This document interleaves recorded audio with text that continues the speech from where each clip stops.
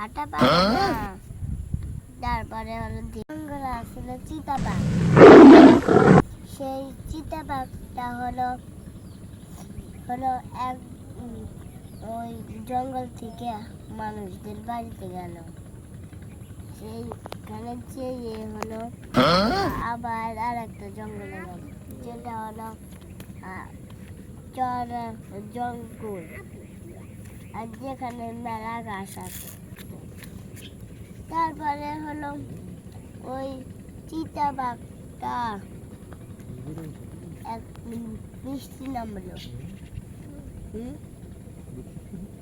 বৃষ্টি নামার পরে এই চিতাবাঘটা আর পায় না কিছু।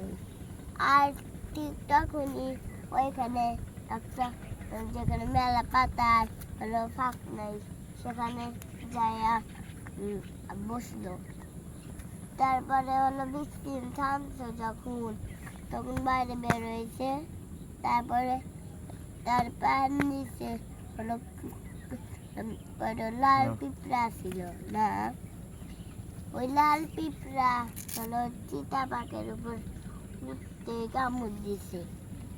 ওই চিতাবাঘটা হলো ওই জঙ্গলে আর থাকে না। তারপরে চিতাবাঘের জঙ্গলে যায়।